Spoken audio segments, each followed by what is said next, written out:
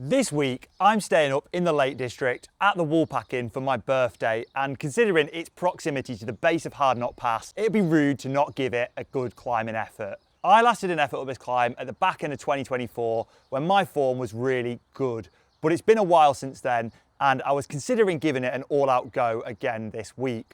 However, my form has gone a little bit off the rails since the Gralloch, and whilst my endurance is really good at the minute, I don't think my legs have it in me to do an all-out VO2 max effort of that sort of length. So whilst challenging for the KOM definitely isn't on the cards at the minute, I had another crazy challenge in mind, inspired by watching one of Ryan Condon's latest videos, and that is, can I take the local legend up Hardknott Pass in just one ride? How many times am I going to have to ascend this beast of a climb, you may ask? Well, let's hop on Strava to find out. I have actually been up it once in the last 90 days, but I'm not going to include that because that's going to be out of the 90-day window soon. So yeah, getting it up on Strava, there's loads of different segments for Hardknott, but I'll just go off the verified one. See details.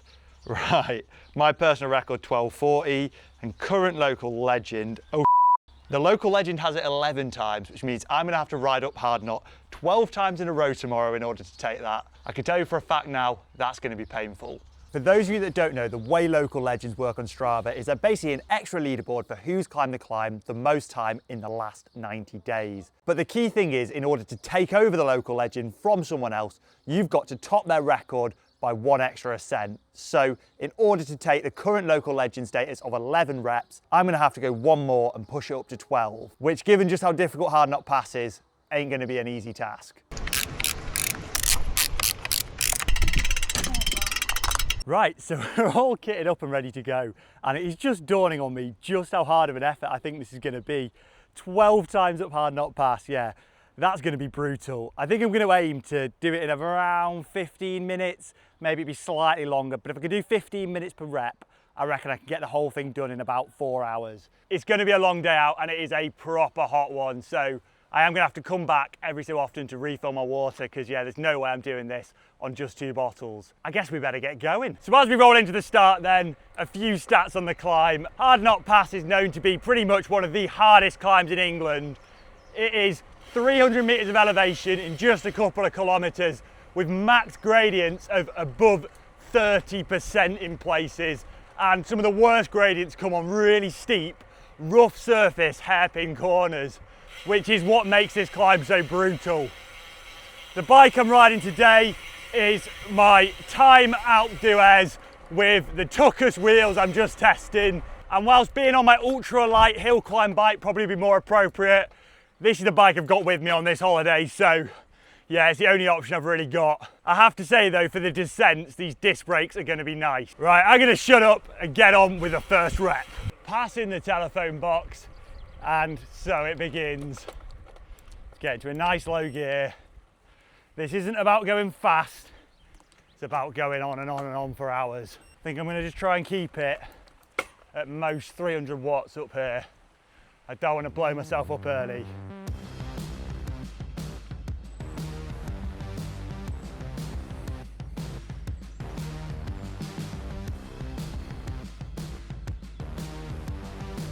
May as well be a low cadence drill session. As much as I'm on nice low gearing, I took my 5440 off and threw a 5034 compact with an 1130 on the back on. So pretty chill gearing, but boy, I would like a bit lower. Maybe I should have come with my gravel bike.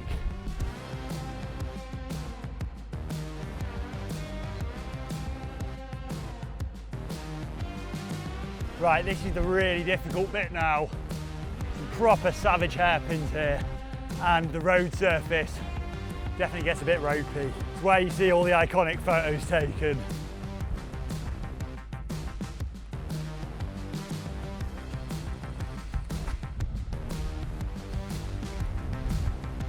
Things I do for content.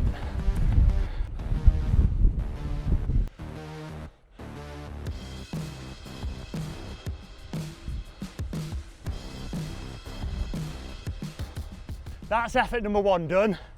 Yeah, this is a bit of a stupid idea, honestly, but I've said I'm going to do it, so that's what I'm going to do.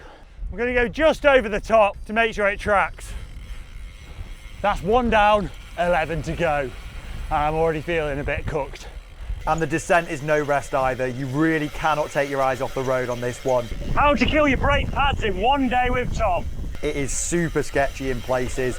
You've got to be laser focused on the line you take through the corners and making sure you're avoiding all the really rough patches on the road. But it's a descent I know fairly well at this point, and I got down the first time without incident. But with no time to catch my breath, it's time for rep number 2.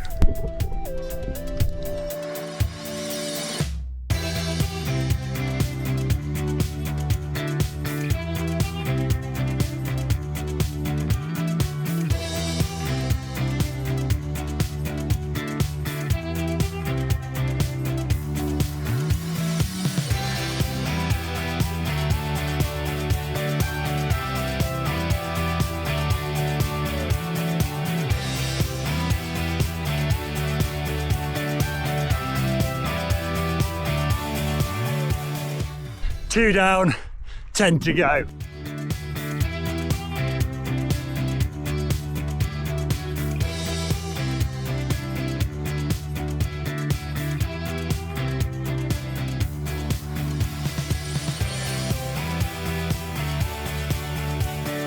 And despite it being so early on in the day, I was really suffering on this one. In fact, it was one of my slowest reps of the entire day. My legs were just really not getting into it. And honestly, in my head, I was contemplating quitting at this point. It was super hot and that headwind was really demoralizing. That makes it 3 down, 9 more to go. Jesus, this is gonna be a long day.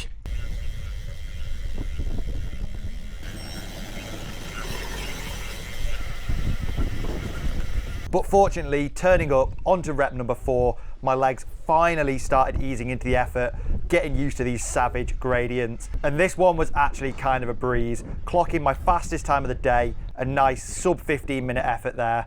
And with a blink of an eye, I was already turning back round and smashing it down the descent, ready for rep number 5. Mad to think I still had to climb this 8 more times. But I didn't mess around. I spun straight round and cracked back on, determined to hit the halfway mark as quick as possible. At lap number 6, by the way, I'm going back to the hotel to refill my bottles and get a bit of food on board. Rep number 5 was more of the same, and despite that cattle grid terrifying me every time, my legs were feeling pretty invincible at this point. I'd clearly really got used to the effort now, and I was cruising, clocking another sub 15-minute ascent.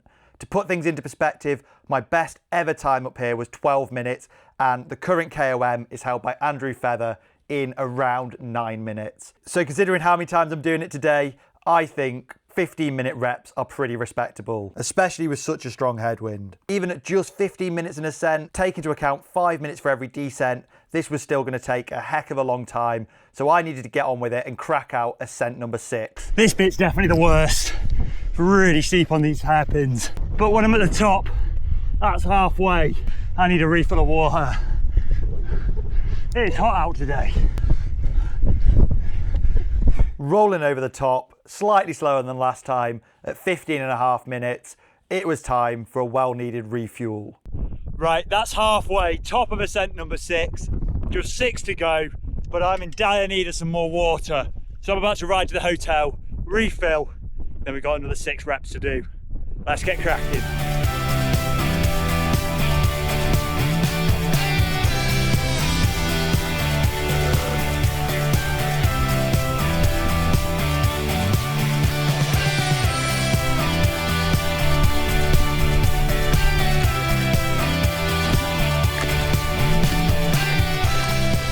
Oh, just 6 more climbs to go.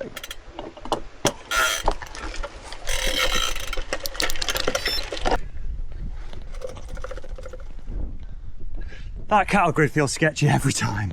As I kicked off the 7th ascent of the pass, despite being revitalised from my water and refuel stop, my legs were still feeling rather tired. It's almost as if I've just climbed Hardknott Pass 6 times in a row. Oh wait, that is just what I've done. But despite this, I got my head down and cracked out a decent time, well on my way to local legend status now. God, the second half feels harder. Still got 5 more to go. Oh, this is gonna be a long day. I think grovelling starts now. Runs 8 and 9 were more of the same, brutally painful, and at this point everything was kind of blurring into one for me. 4 to go. Oh.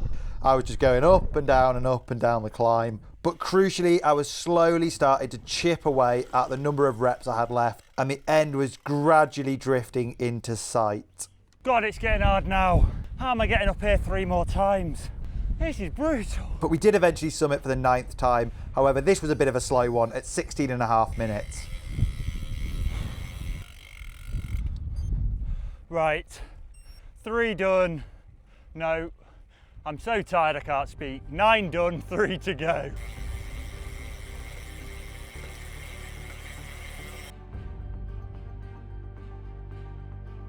Whoa. 3 to go.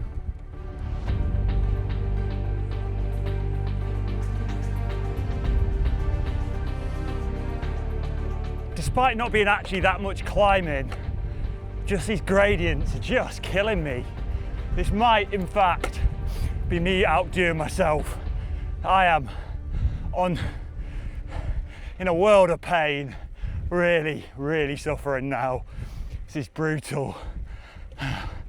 My legs are gone, and I've still got 2.5 more climbs to do. Who knows if I'll make it. When I thought of this video, I thought it'd be about 5 or 6 reps, not 12. This is insane. And for the 10th time today, I think I've got the authority to say this is definitely the hardest part of Hardknott. Honestly, it's my upper body that's getting tired now, more than my legs. I'll have to stay seated so much. All right, and with the Ken, that's 2 to go. 10 done. Double digits Hardknotts in a day. Even if I blew up now, that'd be still a good effort. And despite all my whining, I still hadn't slowed down that much, clocking 16 minutes and 26 seconds for my 10th ascent. With just 2 to go, we were powering up the 11th ascent with a brief moment for me to check the views before hitting the brutal walls in the top half of the climb. I just had to keep the pedals turning, as I knew if I stopped now, that was game over. I wasn't getting started again. Slowly but surely, the top of rep number 11 was getting into sight, and we roll across the summit just under 16 minutes. I'm actually quite surprised just how incredibly consistent my climbing times have been. I've still got to climb Hardknott Pass another time. That is 11 reps done. I can't even show that on my fingers. Oh, yeah, this is absolutely on another level of brutal compared to any other challenge I've done lately. Wow. I better get back down safely and give it one last crack. I'm looking forward to being done with this one though. But at least it's a nice sunny day, despite that headwind. Right, let's get it done.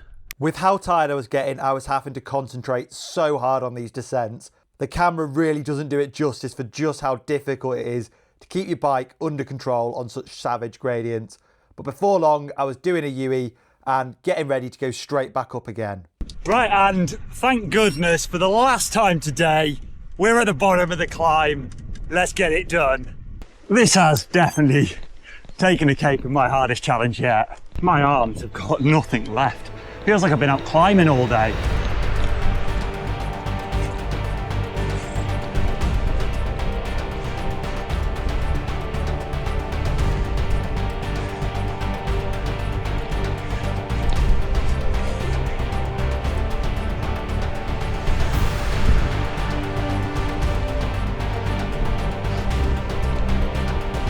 Last rep.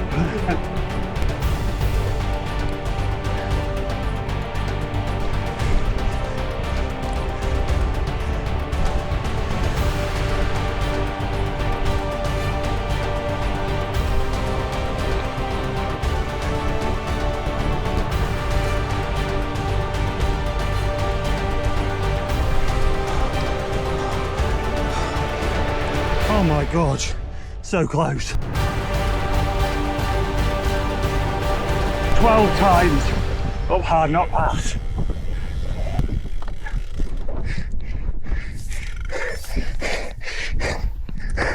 What the hell even was that? 12 times up Hardknott Pass, and we're finally done. Oh my God. Oh.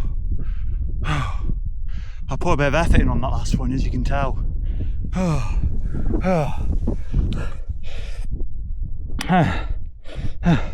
Bet people are laughing.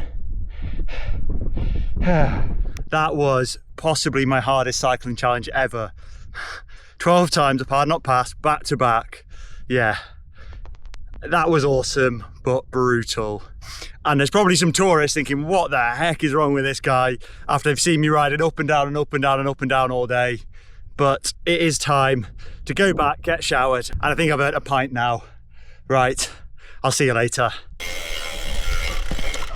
Oh.